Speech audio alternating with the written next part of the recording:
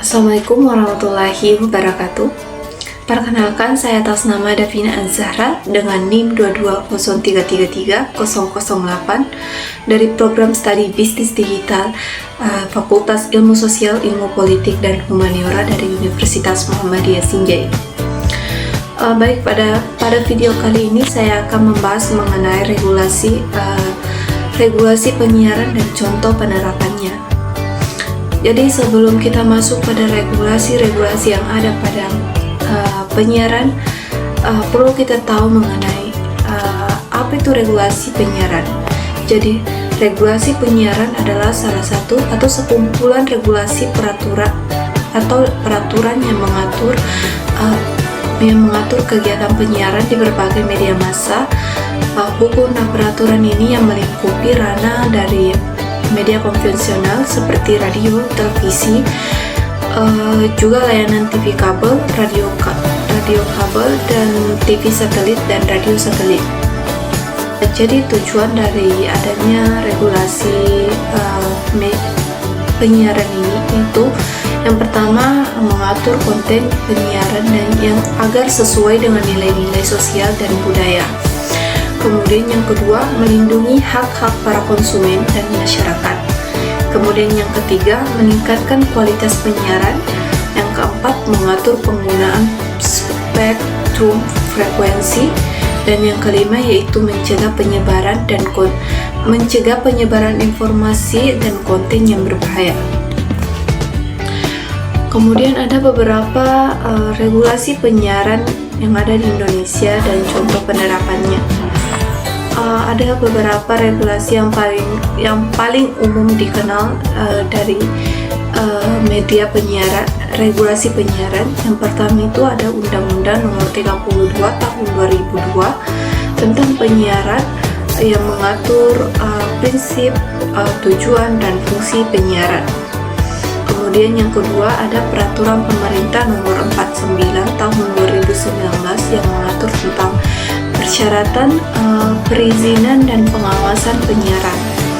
Kemudian yang ketiga ada Peraturan Pemerintah Kementerian Komunikasi dan Informatika atau dalam artian Kemenkominfo tahun 2020 yang mengatur tentang konten penyiaran dan penggunaan teknologi penyiaran. Kemudian ada Kode Etik Penyiaran Indonesia atau KEPI mengatur tentang standar etika penyiaran. Kemudian ada beberapa regulasi penyiaran yang akan ditampilkan pada video kali ini. Teman-teman bisa lihat dari regulasi media penyiaran yang bukan hanya ada satu ataupun empat, tapi banyak. Kemudian ada contoh penerapan regulasi.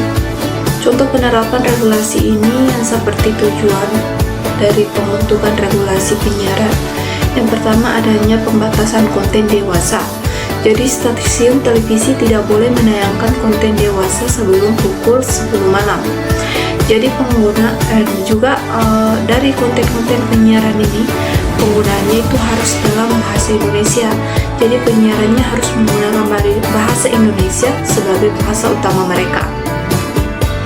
Kemudian ada yang ketiga, pemberian izin penyiaran. Jadi lembaga penyiaran sebelum mereka menyiarkan dari penyiaran mereka di berbagai media massa, mereka harus memiliki izin dulu, izin dalam penyiaran. Kemudian ada pengawasan konten seperti dari awal. Jadi penyiaran yang akan ditampilkan juga lembaga penyiaran harus memastikan bahwa konten dari penyiaran tersebut tidak melanggar kode etik yang sudah ditetapkan dalam Kode Etika Penyiaran di Indonesia. Kemudian ada kelima, penggunaan teknologi digital. Jadi penyiaran harus memaksimalkan menggunakan teknologi digital dan meningkatkan kualitas penyiaran mereka dengan penggunaan teknologi digital tersebut. Meskipun dari banyaknya regulasi yang ada dalam penyiaran, tidak dapat dipungkiri bahwa dari regulasi tersebut juga memiliki kelemahannya. Permasalahan utamanya itu ada pada pertama, tidak konsistennya pemerintah sebagai salah satu regulator penyiaran Indonesia. Kemudian kedua, ini adalah hal yang paling penting.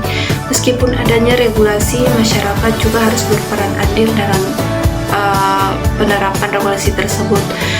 Namun karena adanya ketidaktaatan pada penyelenggaraan penyiaran di Indonesia, terutama di stasiun televisi swasta yang beroperasi secara nasional, ketidaktaatan pada regulasi utama media penyiaran adalah hulunya, yaitu kita bisa sebut pengabaian terhadap undang-undang yang berlangsung selama satu dekade.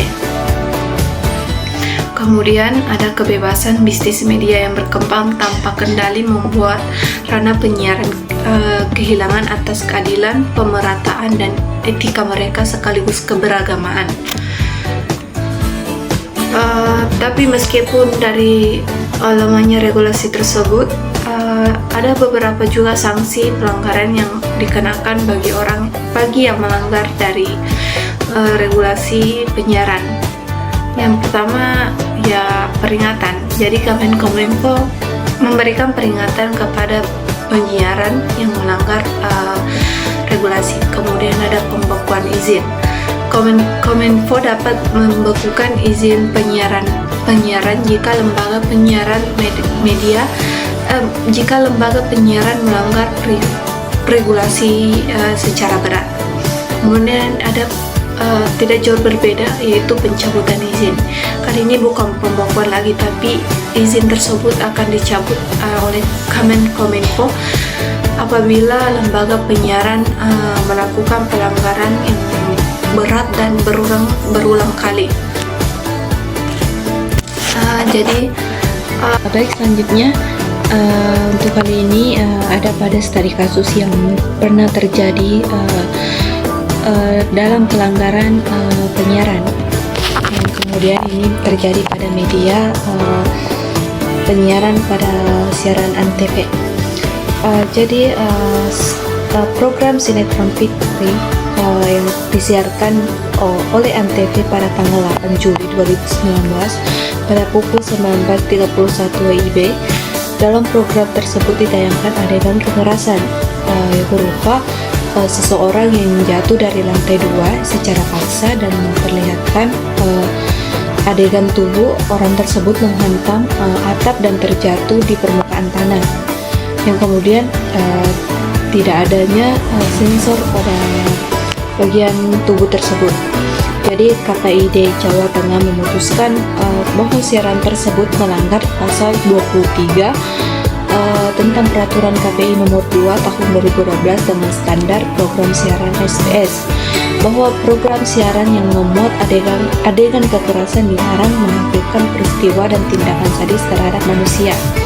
Atas dasar tersebut, KPID Jawa Tengah kemudian memberikan sanksi administratif teguran tertulis kepada PT Cakrawala Andalas Televisi Semarang dan Palangkaraya Antv Semarang dan PT Cakrawala Andalas Televisi Antv Banyumas. Jadi teguran tersebut berupa yang tadi sebelumnya dibahas, bahwa ada sanksi pelanggaran yang akan dikenakan apabila melanggar dari aturan penyiaran, dan kemudian itu ada peringatan, dan peringatan ini adalah teguran yang secara langsung diberikan kepada siaran Antv kepada yang berwajib atas pelanggaran yang telah dilanggar oleh siaran Antv. Jadi itu ada contoh-contoh dari penerapan regulasi. Mungkin itu saja. Mungkin hanya itu yang sempat akan saya sampaikan pada video kali ini, yang membahas mengenai regulasi penyiaran, tujuan regulasi penyiaran tersebut, lemahnya, dan juga sanksi-sanksi dan juga contoh penerapan dari regulasi penyiaran. Mungkin cukup sekian saya ucapkan terima kasih dan wabillahi fisabilillah haq. Wassalamualaikum warahmatullahi wabarakatuh.